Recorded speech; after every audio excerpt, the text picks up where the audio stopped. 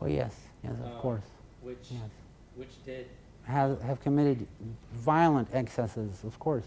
Right. Yes. And yes.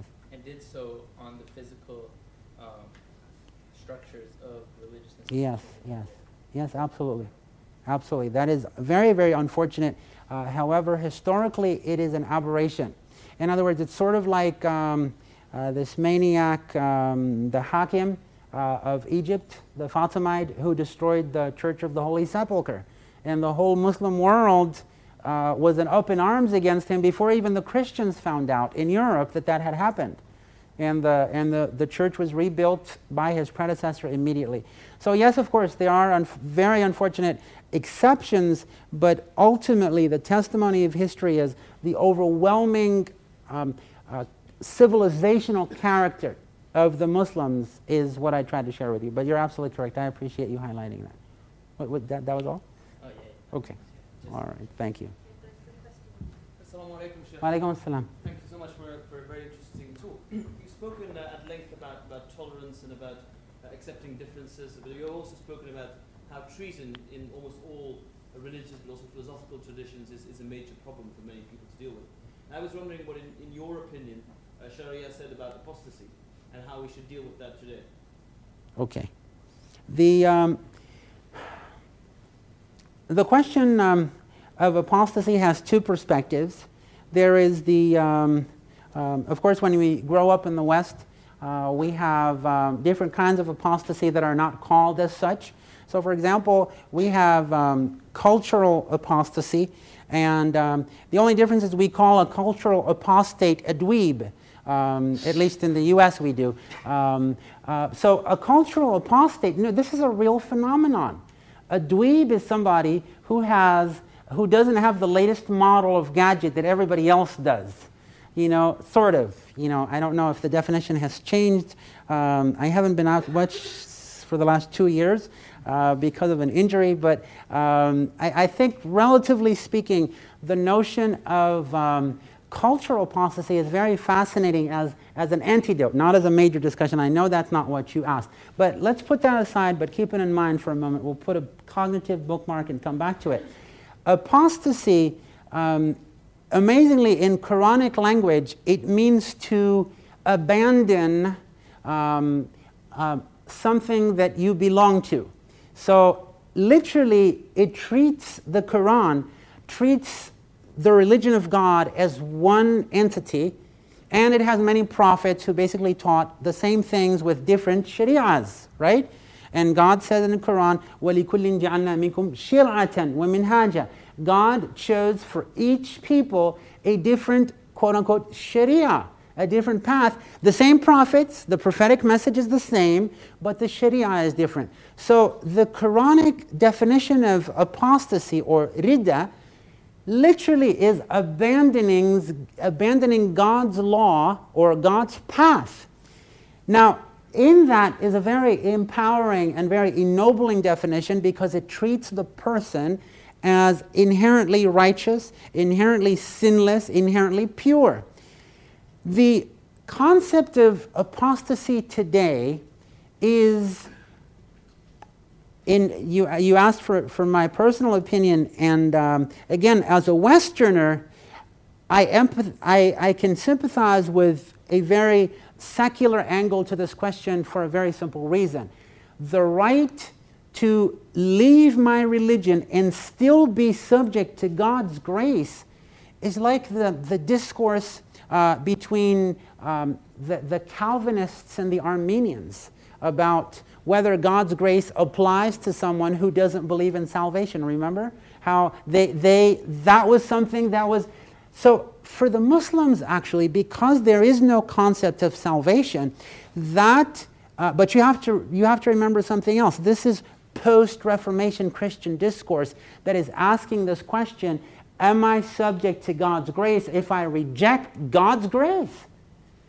In Islam, in the Quran, theoretically, if you look over the Quran from cover to cover, you literally have the right to the choice to reject God's message.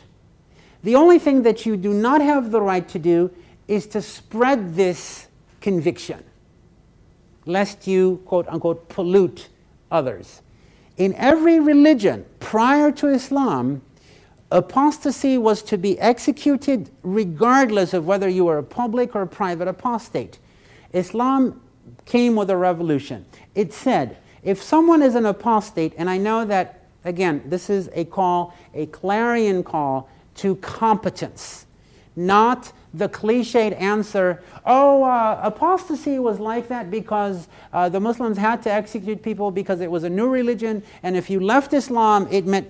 That's a very temporal answer.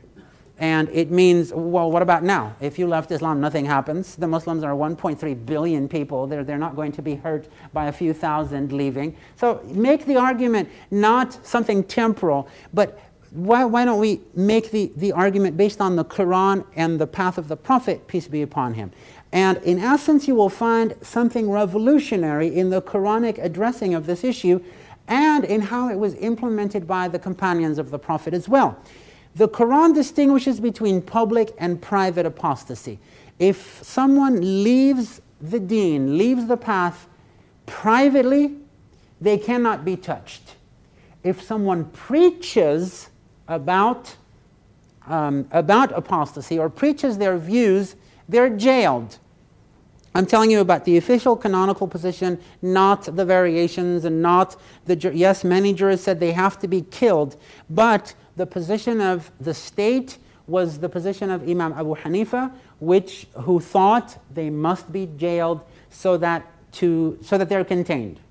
Don't kill them, but don't allow them to interpollinate the thoughts of others and so forth. What's fascinating about this is also true of people who would today, I don't know how to label it properly, but it would be poets who engaged in unorthodox thought. Poets who had an erotic twist to their literature, who had a sexual twist to their literature. What happened to these people? What's remarkable about the Shariah's dealing with these people is they were never censored. There was no censorship.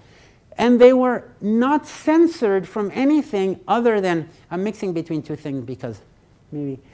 there's censorship, right?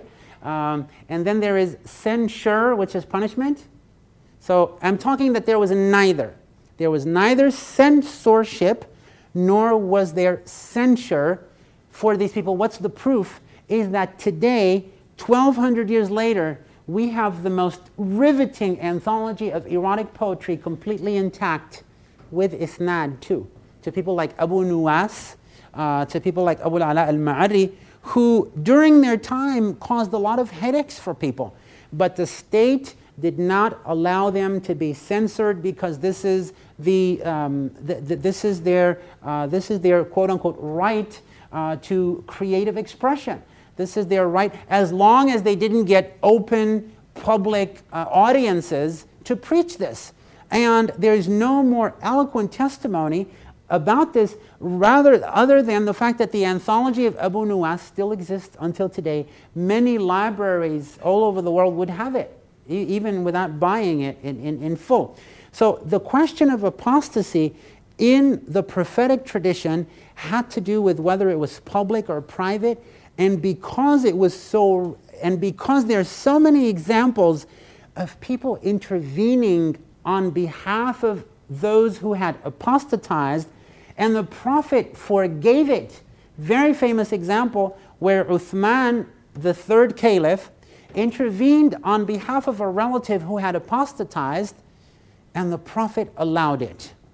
The Prophet let go, he released the person from prison. What's unique here, remember, the Prophet is a legislator. This is not, okay, we like Uthman, we're going to let your guy go. You can't do it. There's no favoritism here.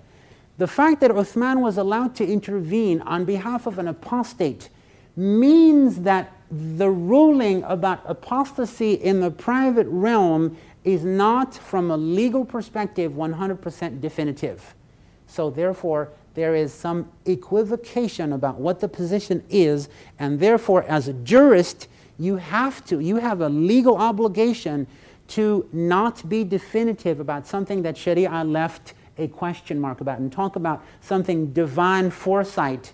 Sharia left question marks about things that may become problematic in the future. And sometimes not even problematic, sometimes useful things. Like the question of music. Sharia stayed non-definitive about this question because eventually the Muslims would pioneer music therapy to heal people in mental health wards.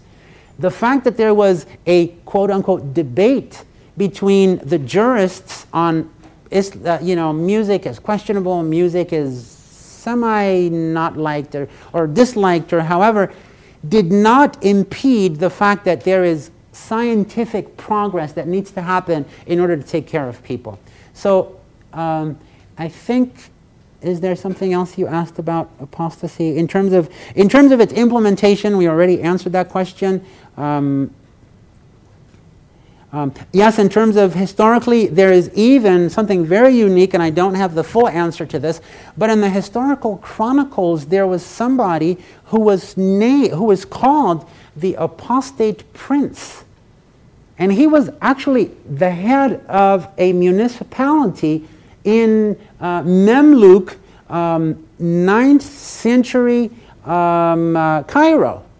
And Ibn Iyad al-Hanafi, actually, in his historical chronicle, and it's shocking, he's called the apostate prince. And the first question anybody has is, how come they didn't kill him?